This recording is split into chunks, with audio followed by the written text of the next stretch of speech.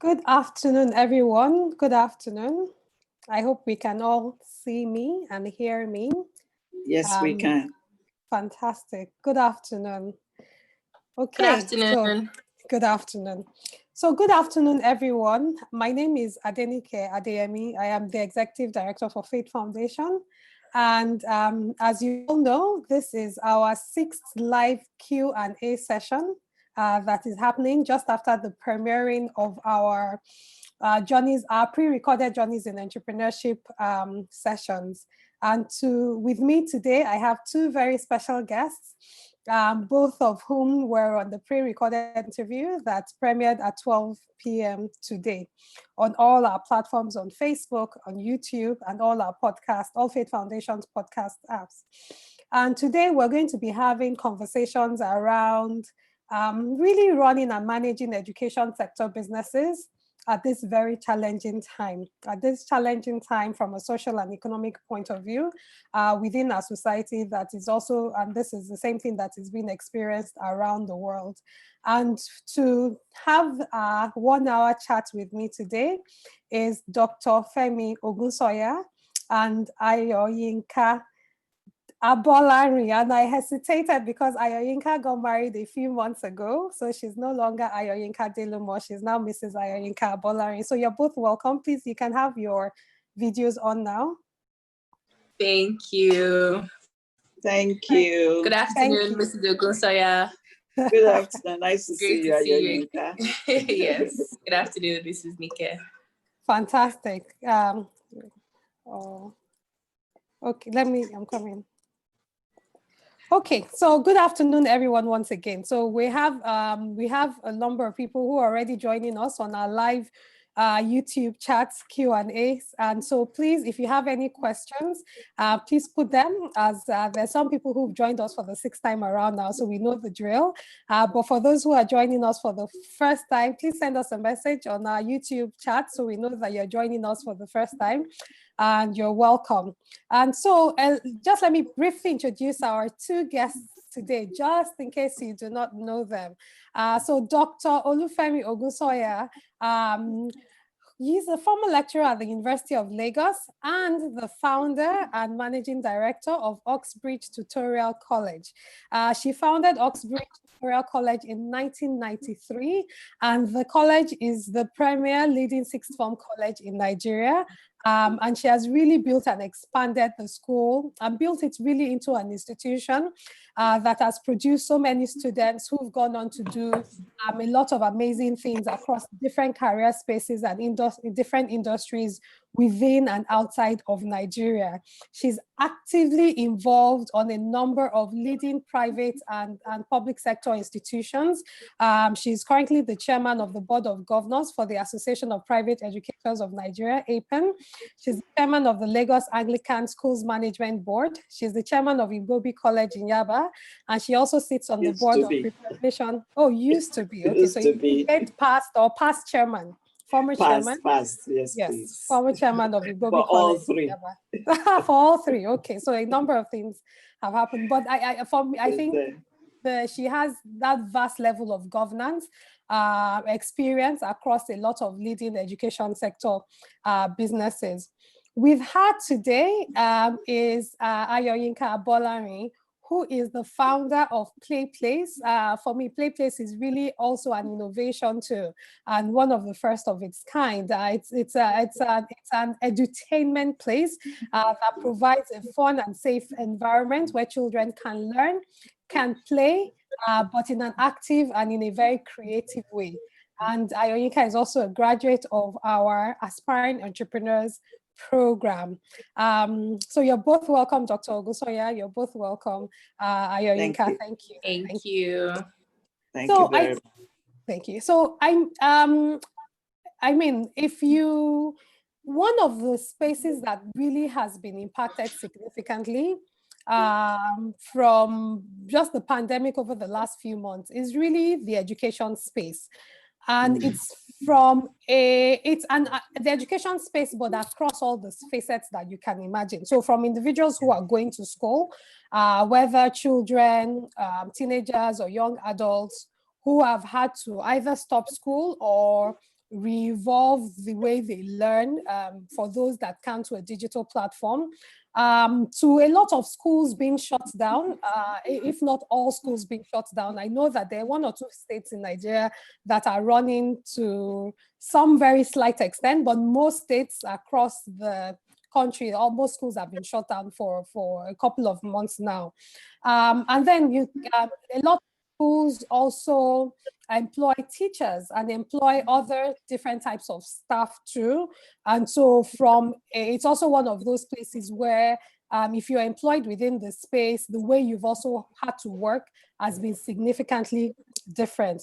And then on the perspective of parents too, so quite a lot of parents who have had their children in school, whether primary school, secondary school, university, locally or internationally, really trying to evolve the way they get their children educated. So a number of them have approached either homeschooling. Some work with the schools directly doing virtual learning, and some have had to adopt different ways. And in some cases, particularly when we look at undeserved locations and regions across Lagos, across the country, there are quite a lot of children who are also not learning because either from a capability point of view, or payment point of view, or the fact that their schools cannot even reach them, or their teachers don't have the ability to reach them. So if I look at it, the education space really has been significantly impacted from that overall socioeconomic perspective.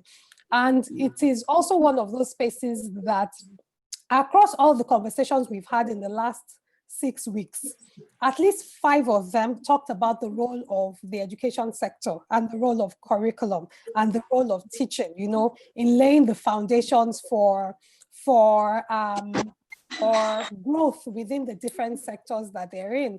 Last week, we had conversations around the arts and the creative space. Weeks ago around the entertainment space, another one around the fashion, and a lot of them talked about the role of the education curriculum and the importance of ensuring that our education curriculum really is able to harness the potential of our citizens and of the human capital that we have. So speaking to you now, I would first of all like to know, and I'll start with you, Dr. Ogunsanya, how have you been able to evolve the way you've been running Oxbridge over the last 3 to 4 months? How has the school been running? I know the answer is yes, because I'm aware of that. How has the school been running, and how have you evolved, and how has that changed even on a month by month? Thank you very much. Good evening, Nick. Thank you for having me on this platform today and for transmitting the interview that was recorded sometime earlier in the year. Yes. It was interesting listening to myself speak on the interview. So with regards to schools closure, it actually happened on the 23rd of March. So whether we like it or not, we're going on into our 6th month. State schools have been shut down. It caught us a bit, I would say, napping, because Nigeria was not that technologically ready for what we needed to pivot into immediately. It was just a case of being swept by the winds of the pandemic from our comfort zone, wherever we were, with the physical classrooms that were going on, to pivot immediately, whether we liked it or not, onto online classes. And that's what happened at Oxbridge Tutorial College. We pivoted immediately. But what I did was, we've had some exposure in the past to virtual classes. We've seen universities that run virtual classes. We've learned a few lessons from them. But what I did was to bring all my teachers into Oxbridge from the days of the school's closure was announced on the 23rd, and said practice from within Oxbridge. Okay. So that if there are any hitches, we can observe the hitches, we can hold hands, we can correct immediately. And correct immediately. So for the first week, that's what we did. So that way, everybody was able to practice what they had learned. We had done some training also in preparation, because we set up a task force. with the anticipation, in as much as we wanted to deny it, that it might get to Nigeria. We didn't want to believe really that the pandemic will get to Nigeria, but we had set up a task force. So part of what the task force did was preparatory. So my teachers had been taken through Google Classroom, Zoom meetings and webinars, and they had had some practice and some exposure, and they had been able to, but we still did that exercise so that everybody could then be comfortable, could be confident before they then actually started the lockdown and started teaching from home. And that's where we were or have been. We started immediately with virtual classes. What we did, because we put some things in place also, some systems, is that we will just pivot our timetable as it was, because we were getting to the end of some syllabus, some revision was starting, some were still continuing. So we were different layers in the school. But we said, let's just take our timetable as it is and let us continue online with the timetable. So that helped with the structure. So at that way, school started at the normal time of 8:40 and carried on to the normal time of 4 p.m. With lunch break, everything else in between. The tea break we observed in school, everything was observed. And the good thing also is that because we deal with the more mature students, and it's more or less compulsory for every student to have a device, usually a laptop. So the students were also familiar with the use of those devices. But we also put in place some measures. One, we were taking attendance. Every day attendance was taken. And every day teachers had to score students' participation in class online. And those two things were recorded and submitted to me on a daily basis. So one could see which student was not in class. And therefore, we then set up a structure whereby parents, we started calling up parents immediately. If any child was not in class, your child was not in class at this time, and so on and so forth. Also, it held teachers accountable because time was now not something you could dodge. Yes. Because your time was allocated and you needed to be there on time. But I did one thing before the teachers disbanded or started working from home. I made sure that I gave them some money to stock up palliatives, and I also gave them some money to buy data. And we also did the training that your data, because we all live in Nigeria, we know what electricity is like, et cetera, internet. We said, load your telephone so that you can always use the hotspot on your telephone in case there are any challenges. So we had done all of those. We had agreed. Everything was clearly stated and everybody was, it was all shared with everybody. So putting those things in place did help to ensure that the virtual classes were taking place. And every teacher had to submit their login or their link to the head of school, to the heads of department, so that anybody, I went into classes, the head of school went into classes to observe. So if any student was not paying attention, we saw. If any student, so everything was monitored, and that helped to put structure and a level of seriousness to what was going on at Oxbridge. And I think these are the additional. And it's a lot of hard work. It is hard work for the teachers. Online classes are more demanding than physical classes. The preparation, the ensuring, it was through the students' participation and assessing them that we were able to see if any student was struggling. And we had coaches on the side who those students would then go to for additional classes. Well, I think overall it helped because we run the Cambridge Assessment International Examinations.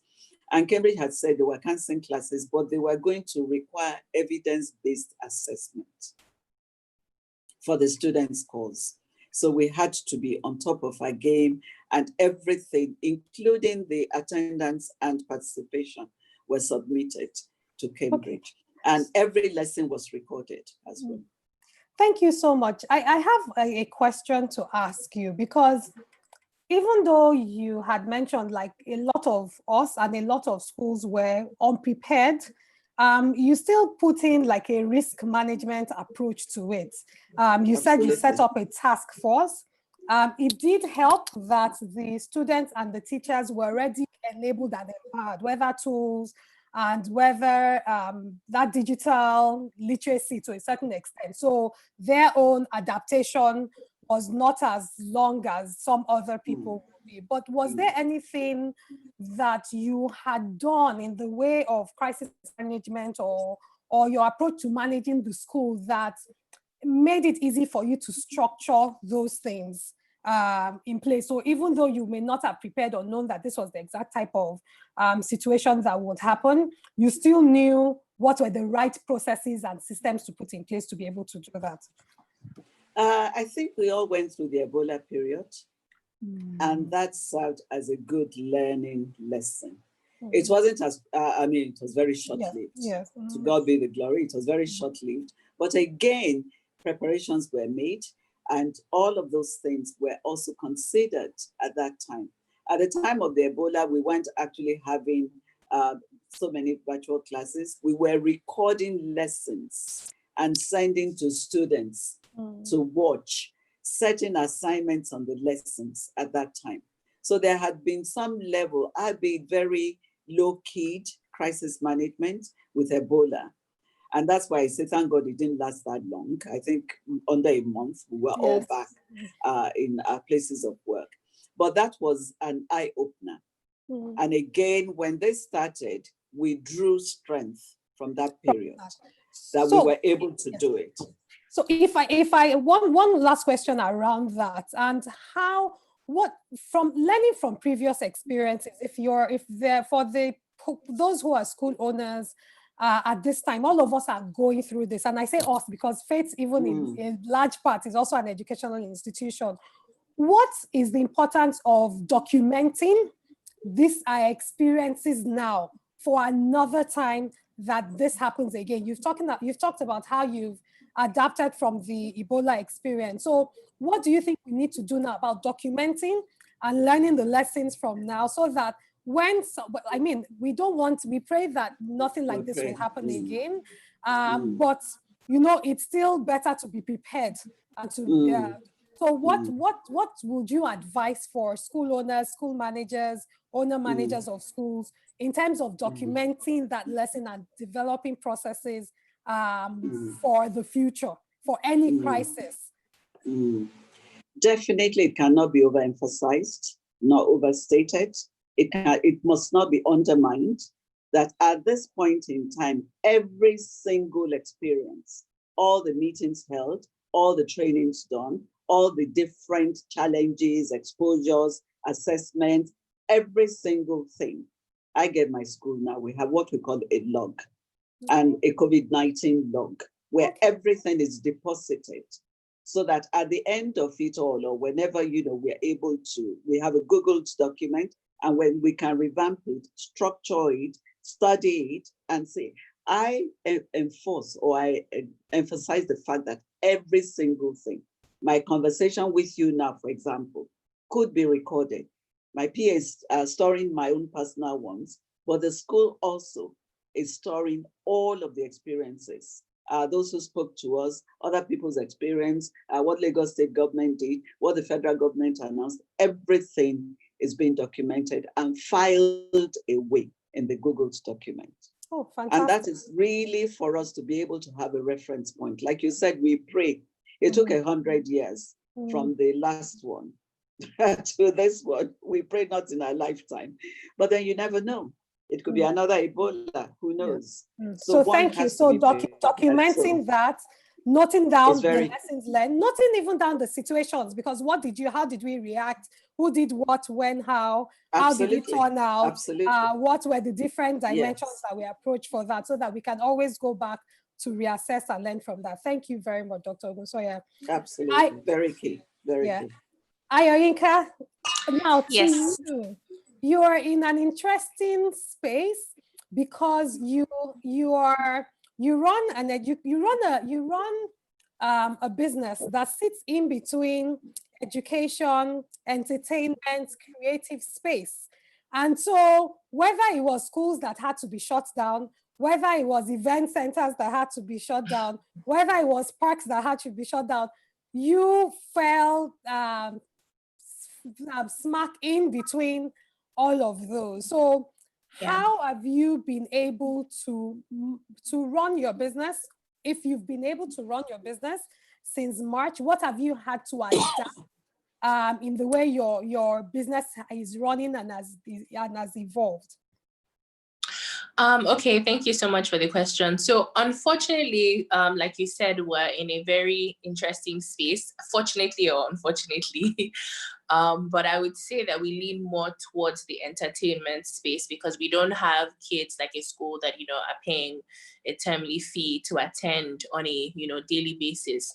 So it's usually parents bringing their kids in. So I would say, though we offer, a lot of educational stuff at the facility, we do fall more into leisure and entertainment. And I think leisure and entertainment is one of the industries that has almost been completely shut down, right now. I know there's still a restriction on the number of people that can come into the facility, and our business is very based on you physically coming into the space, and also when you're dealing with people's children, it's also very touchy. So for now, we haven't been open physically, but what we have done is that we've launched products around our business. So that was something that was quite interesting to me because we've been focusing more on the service aspect of it. But then now, because the kids cannot physically come into the facility, it has now been about what can we bring to them. And also, we're working on maybe doing more virtual classes, virtual activities, though we haven't done it, to be very honest. But we're working a little bit behind the scenes on, virtual music classes, virtual games, virtual parties. So that's the next phase of what is coming from us. But I feel like the entertainment industry has really suffered because everybody right now is just trying to survive. It's really about the basic necessities at this point. So, convincing people to spend money on leisure or anything that's not a real necessity has been a little bit challenging, but so far, so good. Yeah.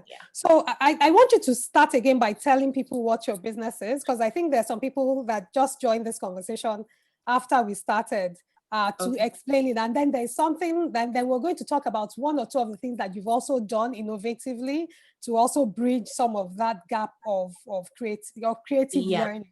Yes. Okay, so basically, we're an indoor and outdoor play center for children. So essentially, the whole essence of Play Place is for the children to come in and play. So we have 2 stories of activities. We focus a lot on pretend play. So we have like a pretend supermarket, a pretend hair salon.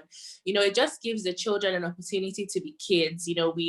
We are very big on, activities that involve running, jumping, that's where they can scream and let all their attention out. So we're not a school. I get a lot of, are you a school? No, we're not a school. We're not a creche. We don't watch kids. We don't teach your children anything essentially, but we give them, we allow them to be creative and to learn through the things that we have in our facility. So so that's basically what we are. Okay. So one of the gaps that also happened between March and now was as a lot of parents were trying to do homeschooling and a lot of schools were trying to do long distance learning or virtual learning. One of the things that suffered was extracurricular activities and the fun part of learning. So how did you discover that as a gap? And then what did you do working with Play Place to bridge that? Okay, so basically what I did was I created a product called the Busy Box. And essentially it was an arts and craft, or it is an arts and craft box that has different activities like puzzles, DIY baskets. It's a lot of activities that encourage the children to engage in, creative play, if that kind of makes sense at home. So so Busy Box was really it did really well. And why I say did is because we had to pause on it because we ran and we sold out of our items essentially, and because of everything going on, we haven't been able to restock. So it just kind of like gave parents the opportunity to, you know, bond with their kids. You know, they're sitting in front of their computers for so long, they're either watching TV. So it's like, okay, let's get away from the TV. Let's build a 3D puzzle. Let's build a DIY basket. Let's build an Easter egg, you know, stuff like that. So yeah, so, and one of the things that the Busy Box has done for me is it has shown me that it's something that parents are interested in. So I'm looking to see how I can make it a little bit more educational along the lines of the STEM learning curriculum. So that's what I'm looking into when things get a little bit better. Yeah. Thank you, thank you. And as a parent with two very active boys, I know that Place reached out to say, okay, they had this product, and it was really for the up until they finished all the items in their Busy Box. It kept them engaged. They were learning, they were active, and it was also interesting for them. So please do bring that product back. A lot of parents are looking out for it. Okay, so I think my second question will be around now transitioning to digital. So we had a lot of questions, about 3 questions that were sent ahead around how do you help to transition your staff to a digital perspective, to using digital tools, channels, platform to teach. And Dr. Ogunsanya, I'll start with you. It's one, I mean, children are a bit easier to adapt. You know, they call children are somewhat digital natives. You know, a small child knows where the on button is and all of that. And one of the learning curves, learning challenges that a lot of parents and teachers faced was being able to use this platform in a structured way. So we had a few questions around what are some of the strategies that you've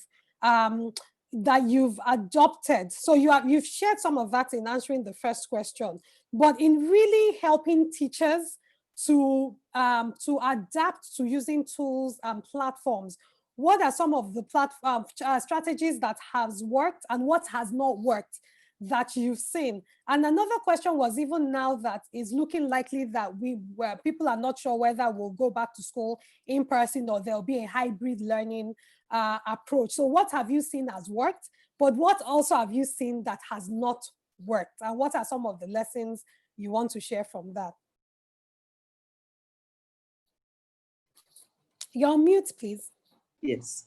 With regards getting teachers ready, is just a lot of training.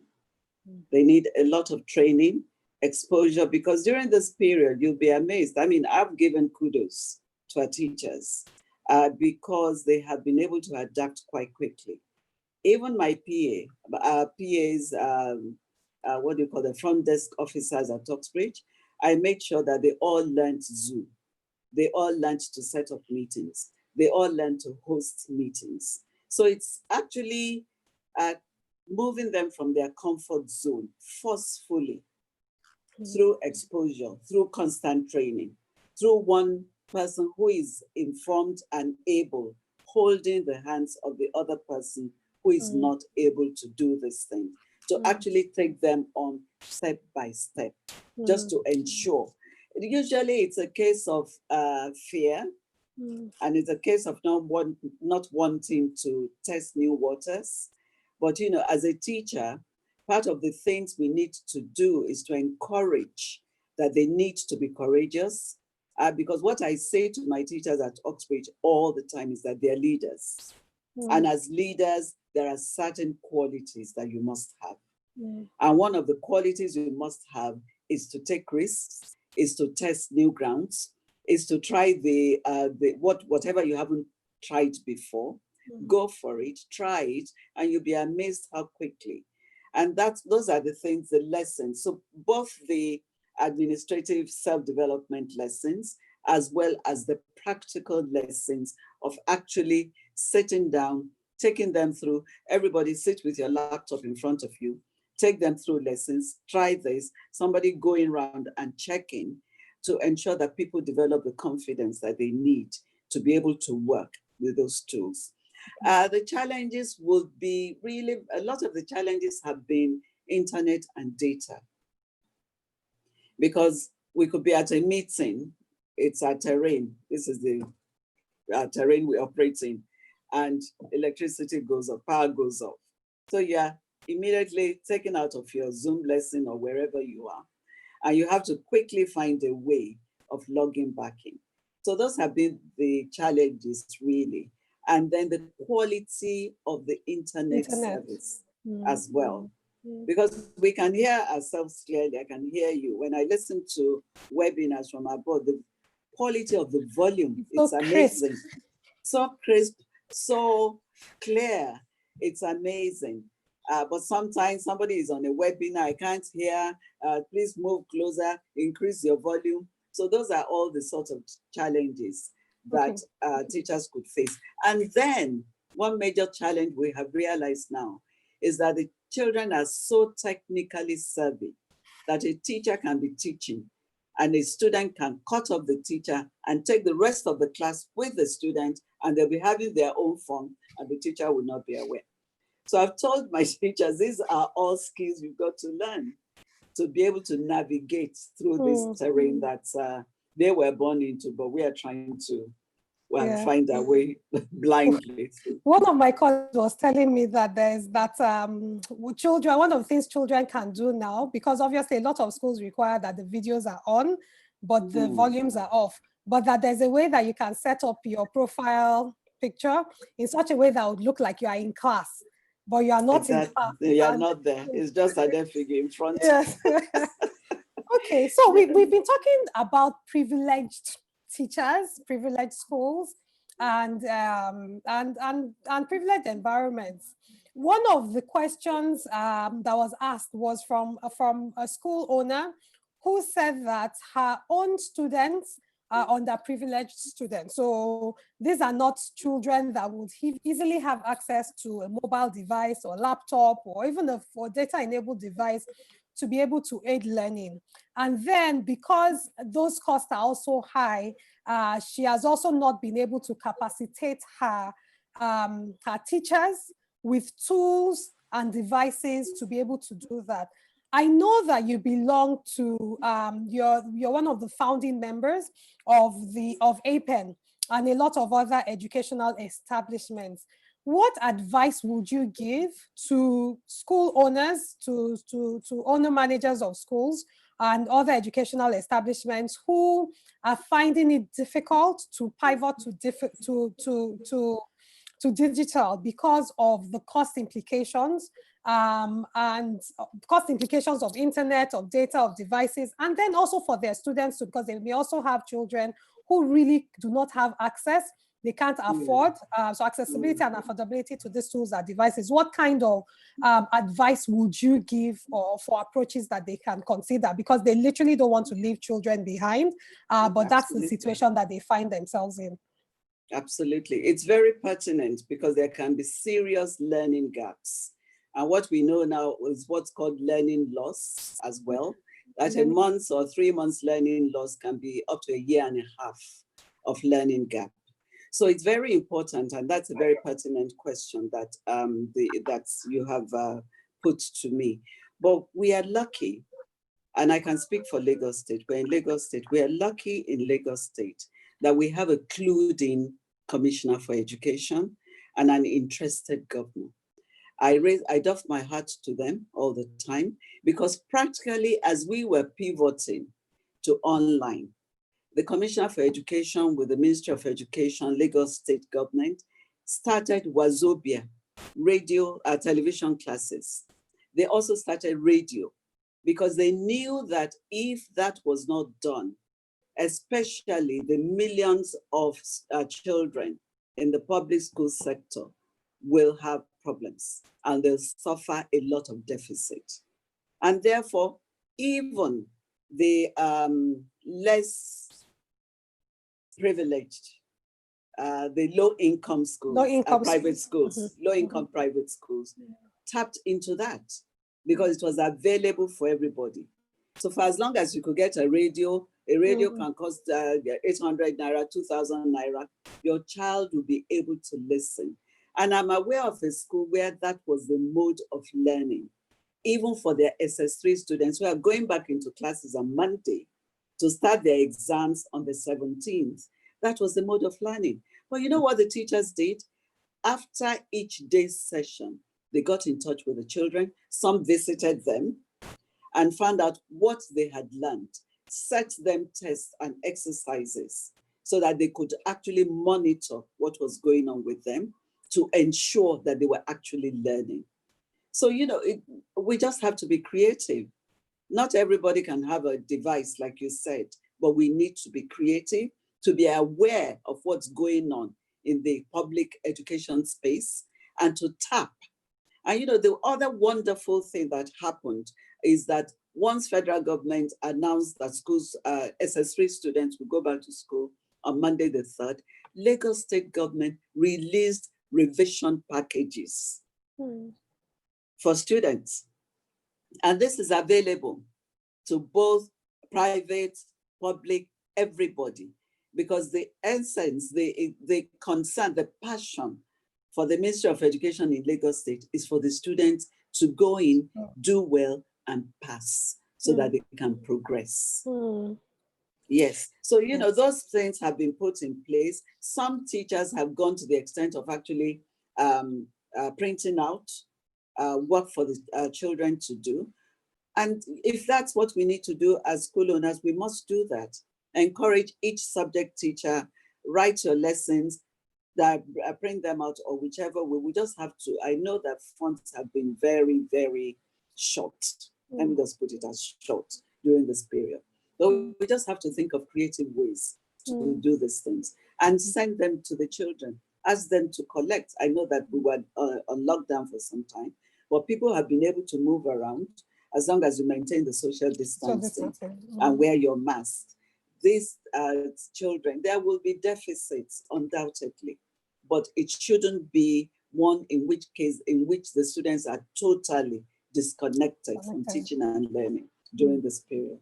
Yeah, so be aware of all the resources that are available for you. Be plugged in as best as you can to what public sector, government opportunities and resources are available to you.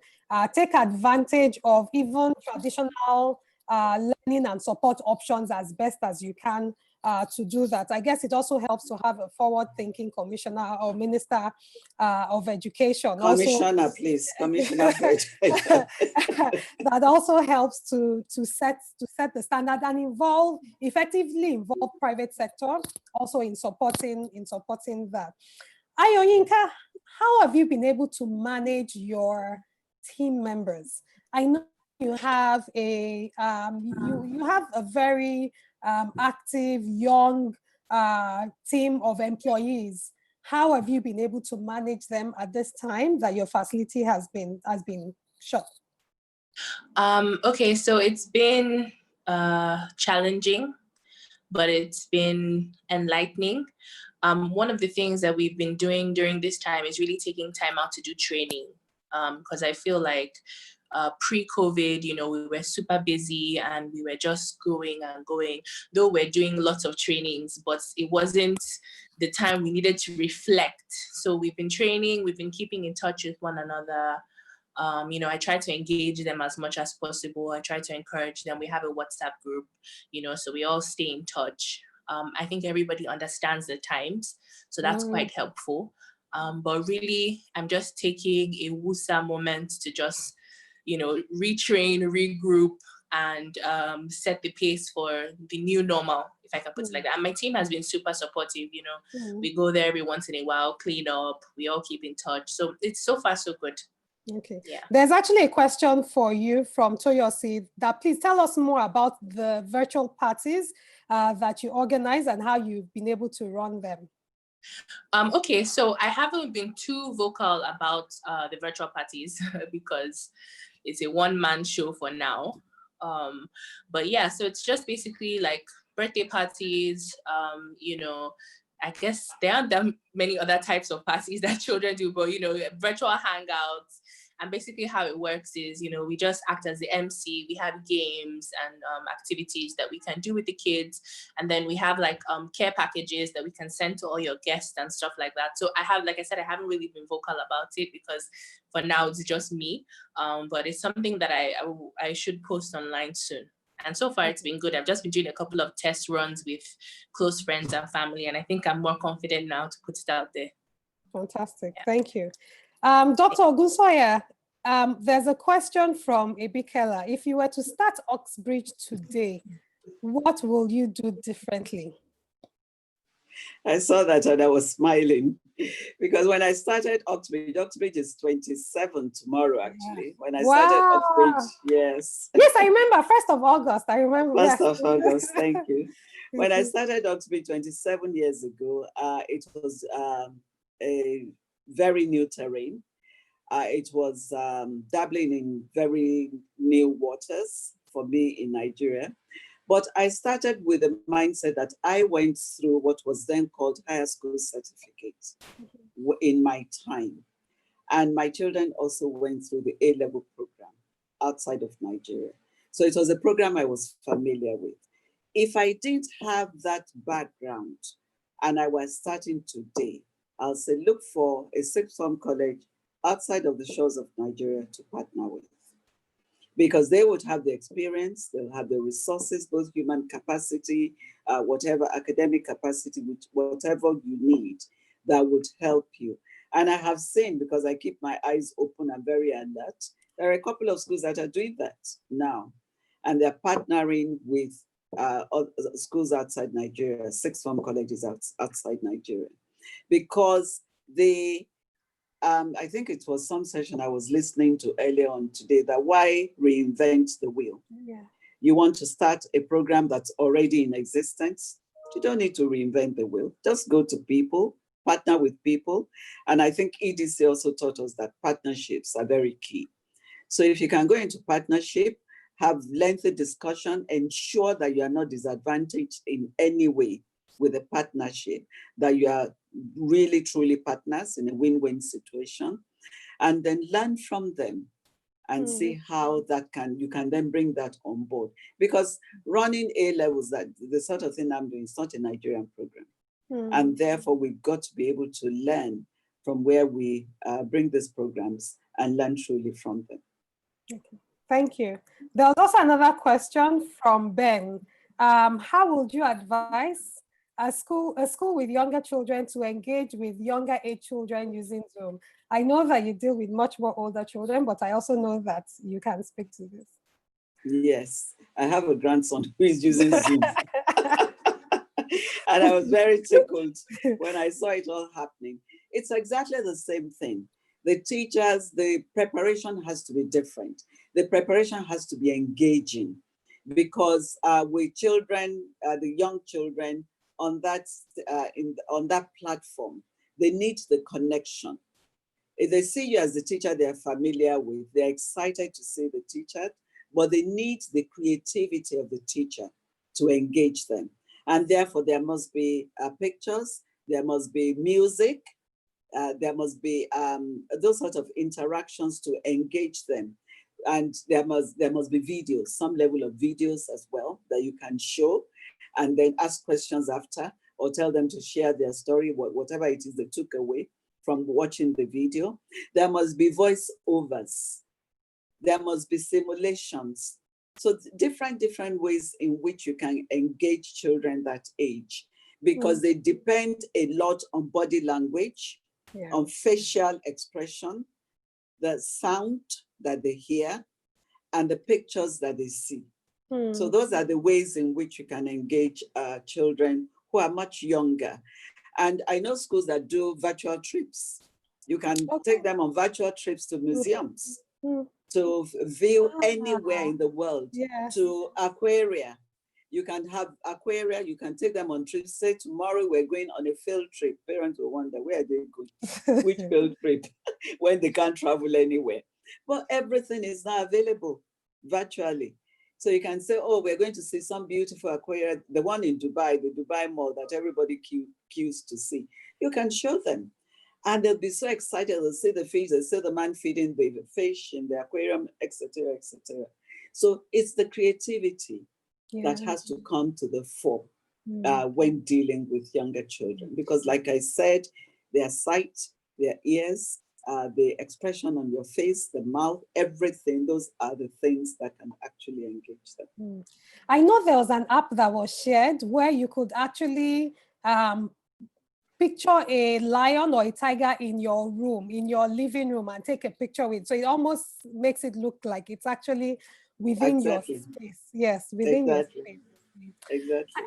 I want to move to another hot button topic around money.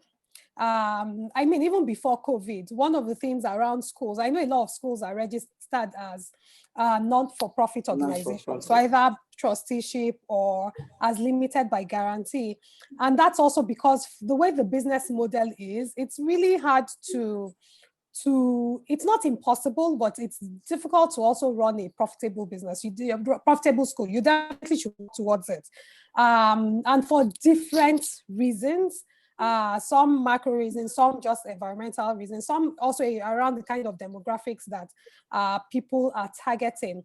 But then at this time, like you said, the school, I think we ended, we're supposed to start third term when all of this started. So school fees for a lot of schools were significantly impacted.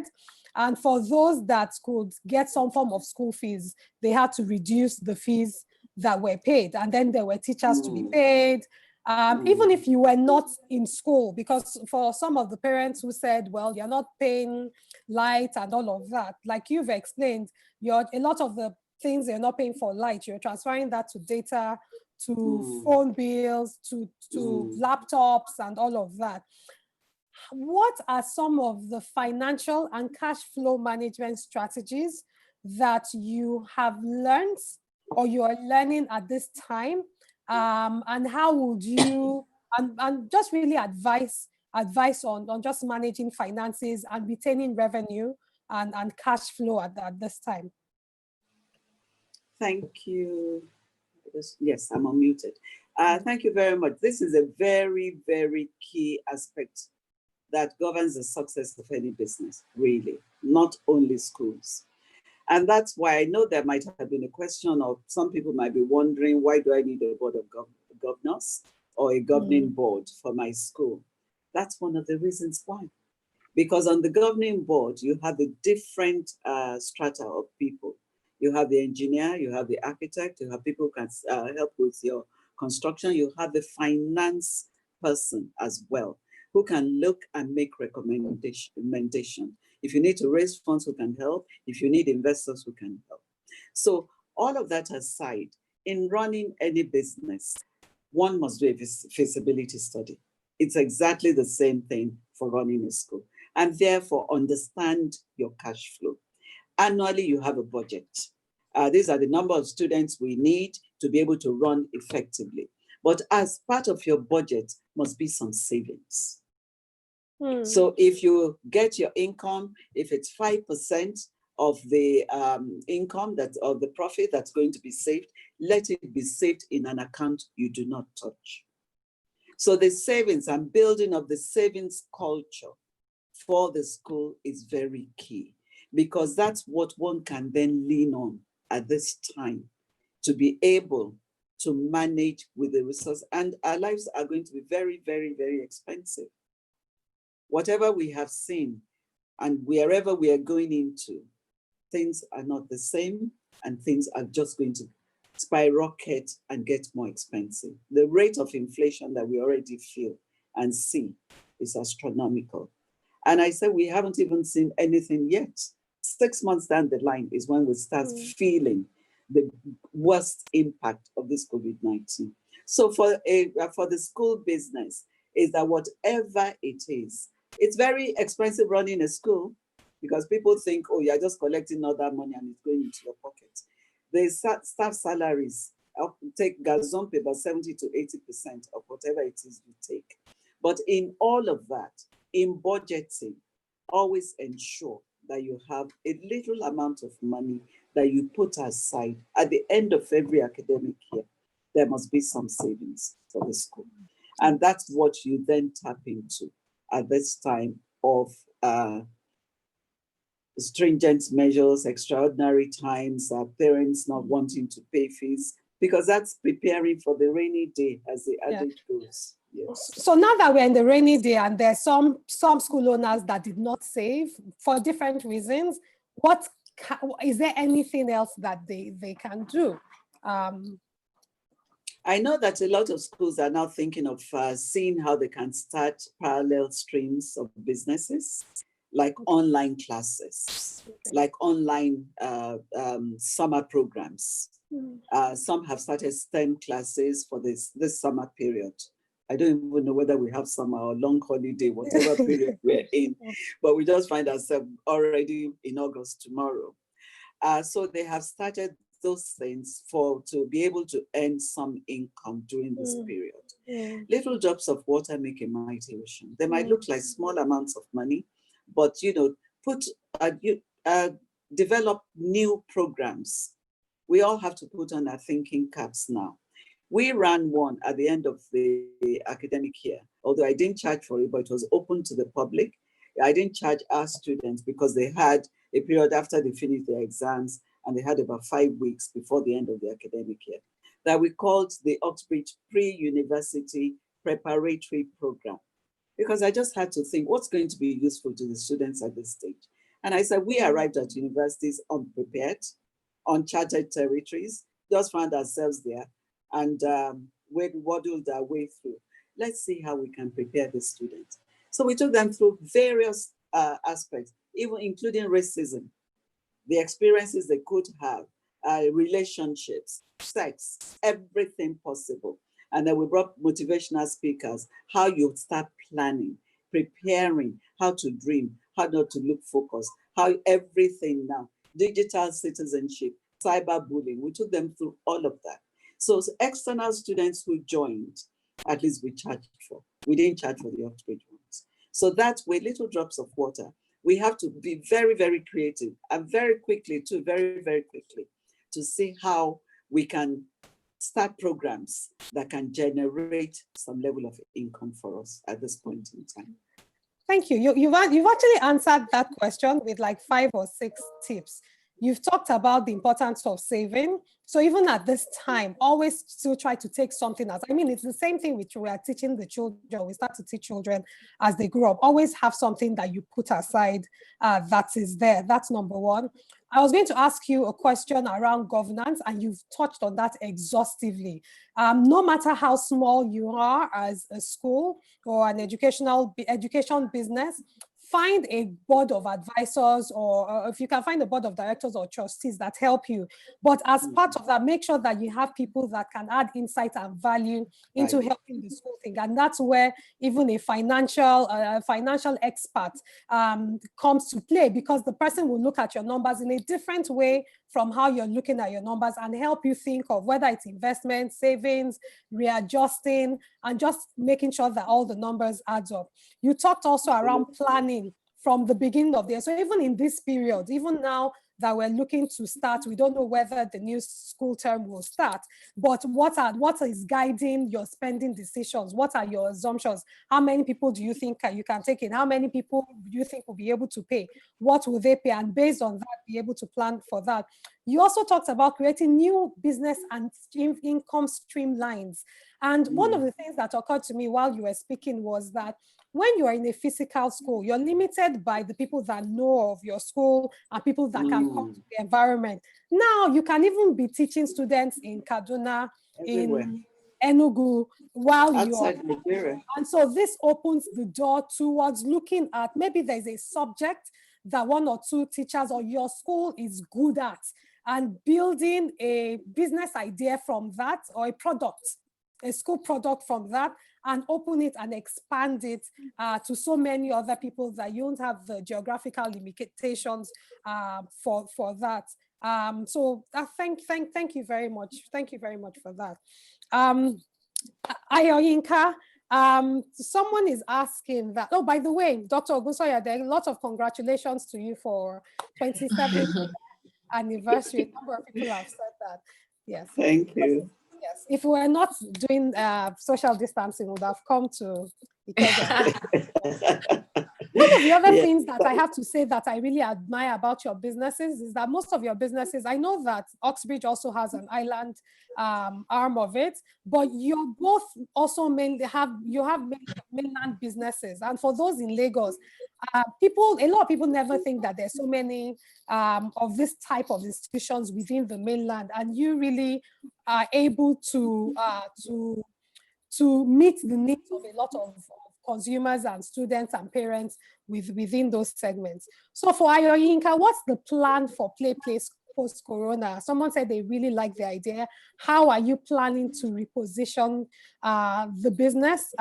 They would also like to learn from that too.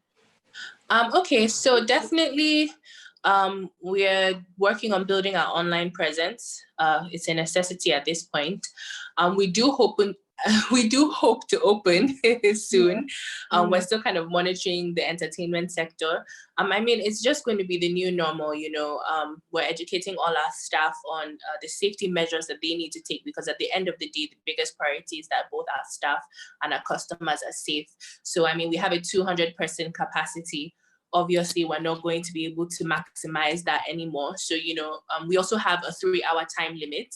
So we're thinking, reduce the time limit, reduce the number of people, and then just have like an inflow of people coming in maybe every hour or so, depending on what Lagos State deems to be their maximum capacity. We'll work with that. However, again, dealing with children is not really about just having so many people in the facility. It's how safe do you feel, you know, with X amount of children. So if it's 20 children, we can take in at a time. If it's 50, you know, we're going to work around that.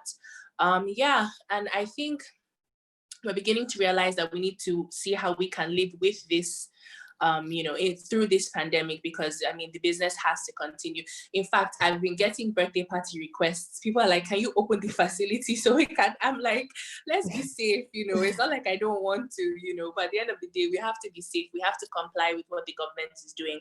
So we will definitely open. I mean, we'll still offer the same amazing services, but, you know, we'll just be more cautious of what's going on and implement that both with our staff and customers. Thank you, Ayoyinka. Dr. Ogunsanya, a last question from you based on Ayoyinka's point. How should schools prepare to reopen? What are the critical things that schools at all levels need to put in place as they're preparing to reopen?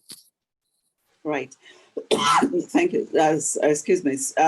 Number one, the washing of hands, because we can say hand sanitizers at the gate, but then that would be an expensive business. It's cheaper to install wash hand basins. And please, when you do that, use the sensor taps that nobody has to turn the tap. Yes. Yeah. Contactless. Have contactless soap dispensers. Those are very key. So people can wash their hands as many times as possible during the course of the day. The second thing is the social distancing, the arrangement of the classrooms. We have considered, for example, that even if the government says resume, we're going to run a hybrid system. And we're going to divide the students into 2 groups. One group comes in maybe Monday and Tuesday. Another group comes in Thursday and Friday. Nobody in school on Wednesday. We sanitize. And that way the 2 groups do not cross each other. So those are the sort of plans you have to put in place, the structuring of the school day. The school day should be shorter because students are going to be wearing face masks, ensure everybody, in fact, I bought extra masks so that nobody can enter the school campus without wearing a face mask and without their temperature being taken. Those are very key things. It's an expensive business, like I said, setting all this up, because now you have to have sanitizer dispensers all over the school premises. So at any point in time, people can just sanitize their hands, wash their hands. They must wear face masks. So our schools can also, you know, have custom-made face masks for them as part of the preparation. But something that's key is schools have been shut down for a long time now. So it's not really the sanitization as much as the fumigation. You must ensure that as soon as possible, at least 2 weeks before schools actually resume, for later, not for the SS3 students, it's too late now. Fumigate and then sanitize. But as part of the sanitization, you don't need to be bringing people in for them to be charging you. There is a sanitization gun with the yes, that the strap on. Yes, that you strap on. And I think it's 100 and something thousand. You can invest in that. Teach your technical person on the school, your handyman, as I call them, or groundsman. Teach them to learn how to use these sanitizers so they can sanitize the school premises all of the time. Ensure that you have a clinic that's established and try and set up an isolation center. And I was speaking to one of the schools I'm involved with yesterday that part of the resumption plan is that they're going to be taking, because they have about 40 students who are going to be boarding, take their temperatures every morning, in fact, twice a day. They bought oximeters. To measure the oxygen level of the students. So all of these things, oximeters are only about 19,000. The temperature, the contactless temperature thermometer now. I've gone now in price to about 18,000. When I bought mine, it was more. So all of these things we just have to ensure. And then the level of cleanliness, please train your support staff to clean handles, and they have to do this more or less on an hourly basis. Wipe down. We don't have to spend money buying Lysol wipes. We can create our own sanitizers. 1 teaspoon of bleach in a gallon of water is all that's needed. You can add lavender or something to give it a nice smell. And they go around and clean around the premises on a constant, regular basis. But we must sanitize also. Do not let visitors just come onto the premises whimsically. They come only by appointment. And therefore the school can space the appointment. So it's not a case of I was walking past and I dropped by, no. Now people must book appointments before they can come to our premises. And also we just ensure, with God being our help, how we separate the cohort of students. We have to manage all these things very carefully and be extremely alert. Any student with any signs of any illness, if they're a family member, they don't come into the school. Right from the gate. At our gate, for example, parents cannot just drop children and drive off. You drop, you wait, we take temperature, we ensure the child is okay before they're allowed onto the premises. Thank you. Yeah, no, but that was thorough. You talked about establishing cleanliness protocols, making sure that there are washing stations and devices, not just at the front of the school, but literally around the school. And once you do that, the cost will now be a water cost. And they have to be contactless. Invest in contactless thermometers, invest in training. So people should also be able to know the signs and symptoms, but also be able to be in touch with the family so that if any issue arises in the families, you already know. Explore a hybrid startup to the way to time, so that it's a mix of in-person and virtual, at least until the school sorts of get off campus. And off campus, have maybe an isolation center, a ward, have 1 or 2 health personnel who are also able to treat that and so many things. So yes, and then we still have some time to invest in it anyway. And this is something that we can plan to do. So thank you very much for sharing the tips to reopen. So I know we're well over our time. Thank you very much. Ayoyinka, somebody asked the question around, and this is just a yes or no answer, that they know that your facility accommodates a lot for children. Should adults be expecting to enjoy similar experiences when you open up? I know the answer, but... Yes. Fantastic. With all safety measures that Dr. Ogunsanya mentioned, yes. Thank you. Yeah. Yes. And then somebody had asked a question, Ayofe had asked an initial question about writing a yearly business story. And yes, Dr. Ogunsanya had said that. I mean, really, really, how have you learned? How have you evolved and adapted so that people can go back? I mean, we talk about history not being part of education. This is also part of it. A school can model how do you document what has happened so that people can learn from them, and it can be models for later on. Thank you once again to both of you. The 1 hour has gone by really fast. I had a great Very time. quickly. I had a great Thank time, you. and I appreciate how you touched on money, on managing, on health, on transitioning, adapting to digital, sharing a lot of your experiences, your knowledge, and some of your tips, and even some of the things that you're also both working through at this time. Thank you to everybody that joined the live Q&A conversation on YouTube.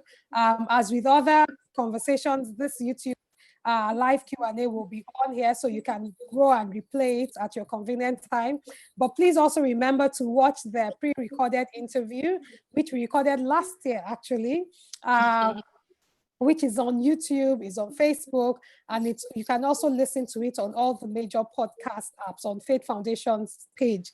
Next week, we will be on again, premiering our 7th episode and also having another Q&A. But I really appreciate your time and your engagement. I can see from the YouTube conversations that it was quite engaging. And Dr. Ogunsanya, thank you so much. Ayoyinka, thank you so much. I wish you both all the best. My pleasure. My pleasure. A time where we can evolve, and go back to school, but it has to be a healthy and safe situation. With that, we both appreciate your investments in education and educating people and children and adults alike.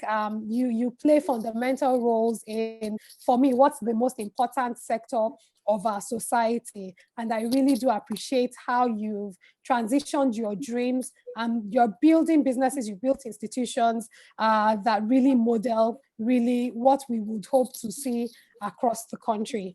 Have a good weekend. Thank you for spending your holiday day with us. Have a good weekend.